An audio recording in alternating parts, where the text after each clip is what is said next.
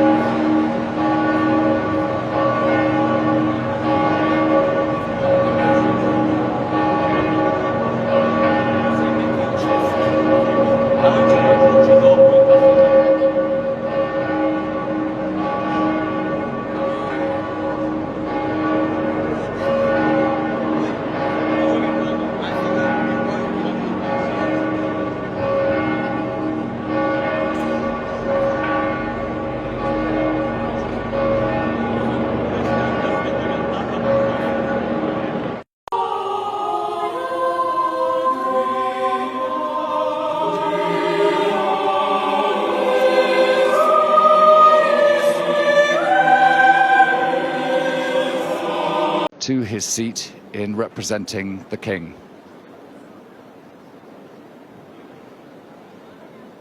He arrived in Rome this morning.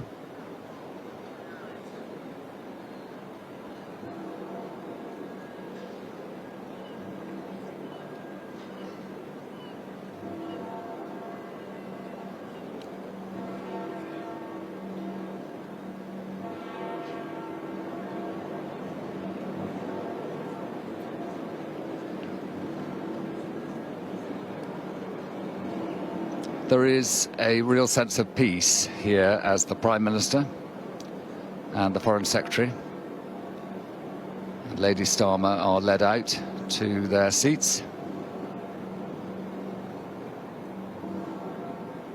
And still the delegations come with the recognition that there is only 6 minutes to go before the service will begin.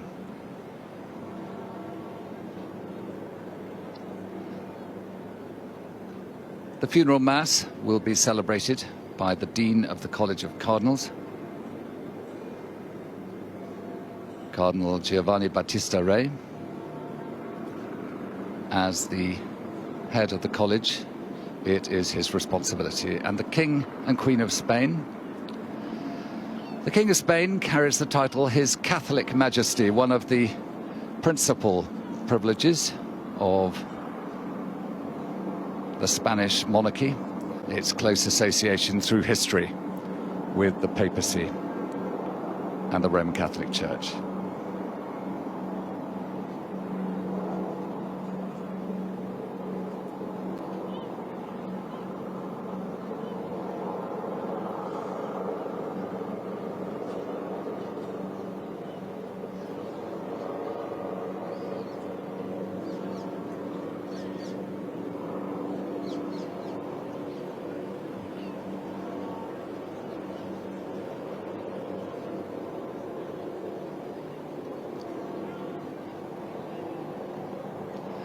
For as far as we can see, right out there, and in churches and squares all over Rome, there are television screens for people to join in and take part in this funeral mass.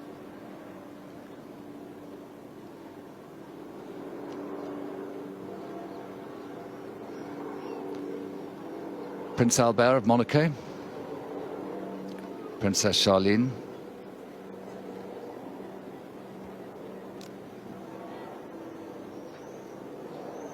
stepping out into this square for anyone is overwhelming. For those visiting and representing nations around the world, it will be equally overwhelming. But for an event like this, with the sun warm in this Italian sky, it is a deeply powerful setting for the Requiem Mass of Pope Francis. The Easter Promise that was celebrated here only 6 days ago. The promise that Christians believe in of the resurrection of the dead, fulfilled in a recognition of this service.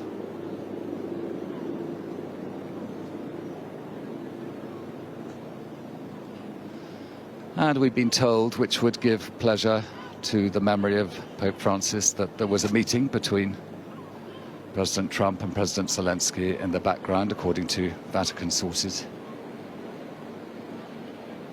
Kings and queens of Europe all meeting together.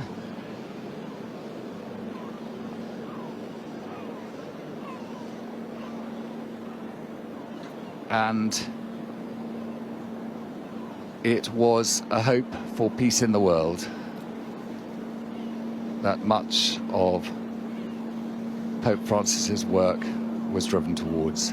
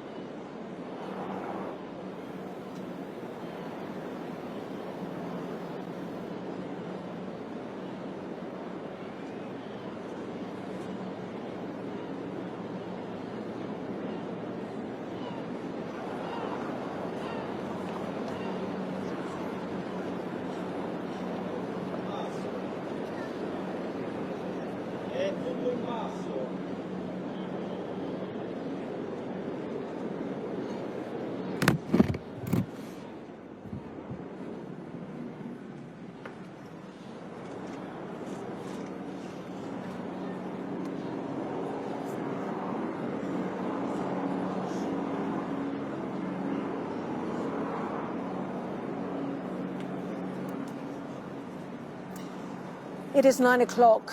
You are watching Sky News, 10 o'clock in Vatican City. The funeral of Pope Francis is about to get underway as President Donald Trump takes his seat alongside his wife, the First Lady, Melania. The world leaders have walked through St. Peter's Basilica, the French President Emmanuel Macron following just behind. They will take their seats in St. Peter's Square before the funeral service begins. We've seen Prince William and Sir Keir Starmer as well. 160 nations represented today to say farewell to Pope Francis.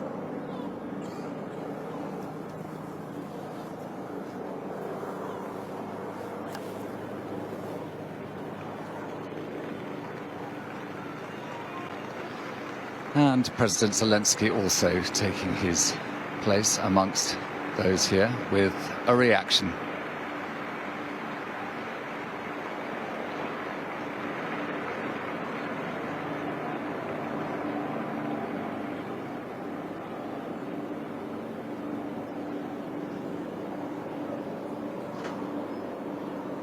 The final arrivals of the heads of state, heads of government, and representatives of nations taking places in accordance with protocol.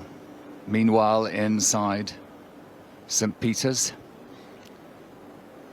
the procession of concelebrating cardinals, all of them will be concelebrating, which means that they will be taking part, dressed in vestments, in the celebration of this Mass, led by the celebrant today, the Dean of the College of Cardinals.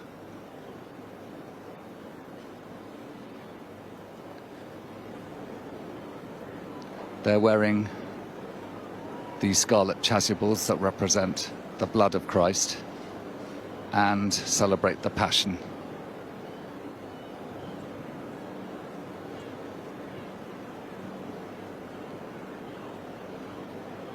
They will lead the procession from St. Peter's that will bring the body of Pope Francis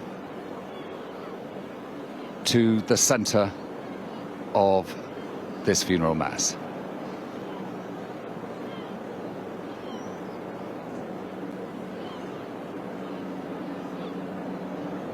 In the time of anticipation for Catholics around the world who will join us here, a chance of contemplation and prayer.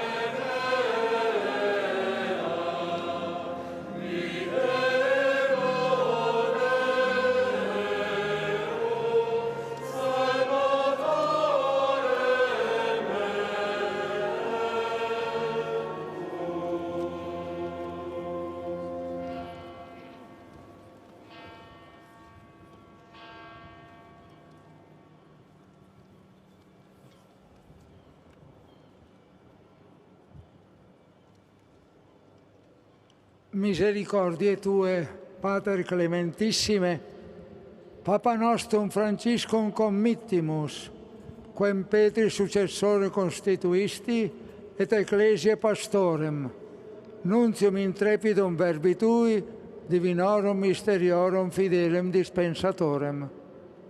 Admitte eum quesumus in celorum sanctorium, ubi cum omnibus electis Tuis eterna gloria fluatur. Gratias tibi agimus, Domine, pro omnibus beneficis que in Tua bontate ad utilitatem plebis Tue ei concessisti. Ecclesiae pastore urbate, dona solatium fidei, et spei fortitudinem. Tibi, Pater, fons vitae, in spiritu vivificante, per Christum mortis victorem, omnis honore gloria, in saecula saeculorum. Amen.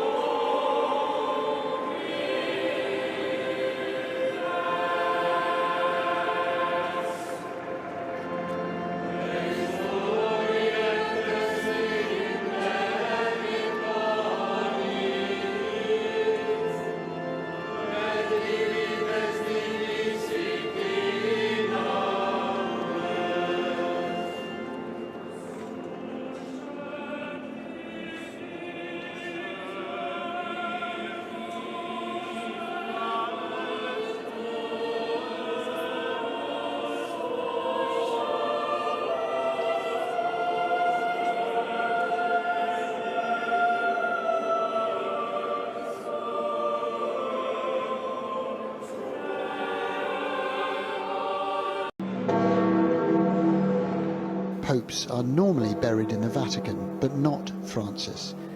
His coffin was now carried by his Pope-mobile vehicle for a journey through Rome, watched by more vast crowds.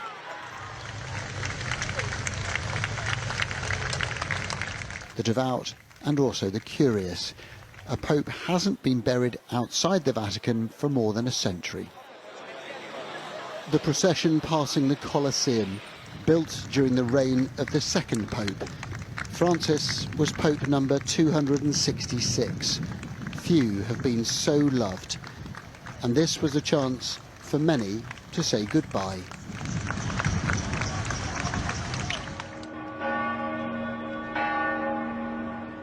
The final stop, this one, the Basilica Santa Maria Maggiore, the Pope's favourite church, the place where he asked to be buried.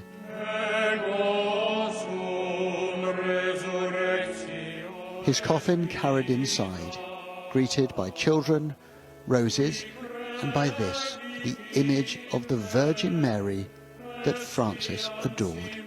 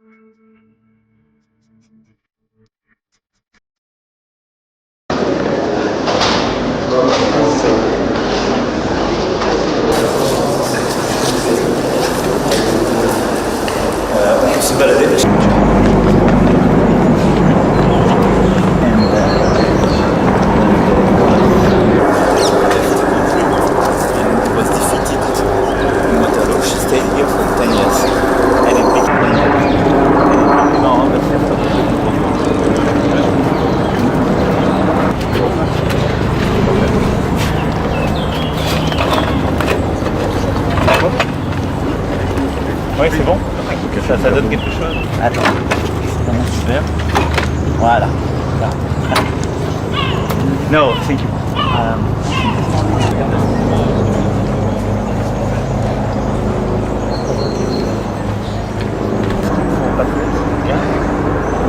on me.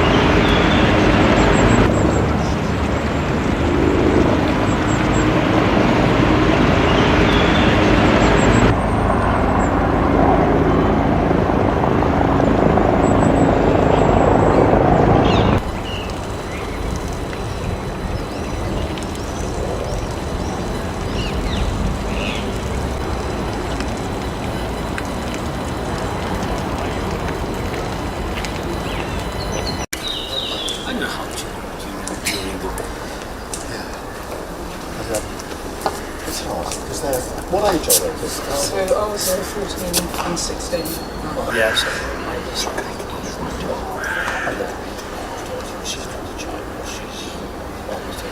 Right. But they didn't keep that light voltage.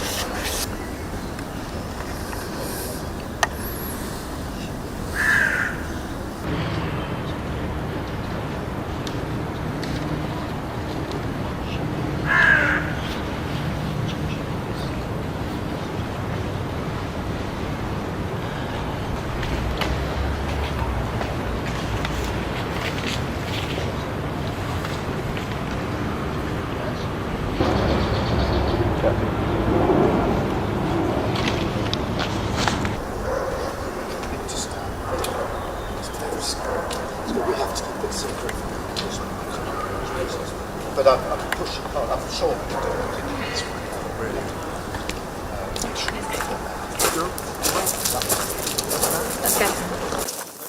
Mr. President, how did the meeting with Trump go? Really, we had a productive meeting. I don't want to go to a lot of details, if it's possible, because the questions, very sensitive questions, on, of course, totally it's about how to bring peace closer and how was resultative, positive Paris and London, and we want to continue such meetings to bring peace to Ukraine. Okay, let's move on. Let's move on.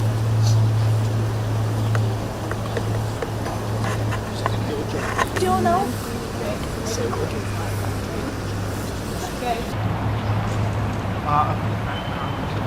Okay, that's it. Thank you.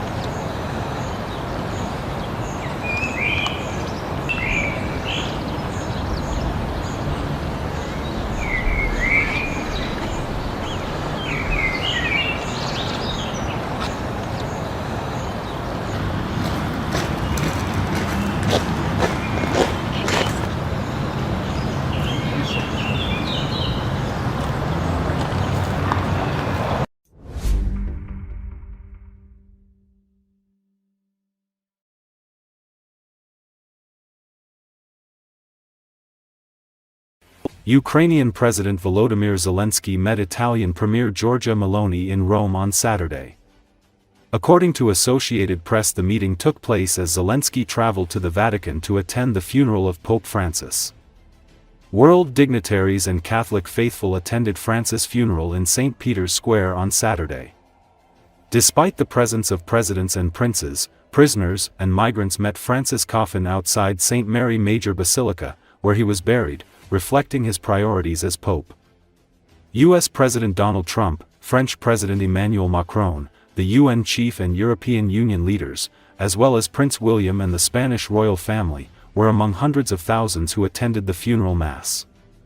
Francis broke with recent tradition and was buried in the basilica outside the Vatican in a simple underground tomb carrying his name, Franciscus.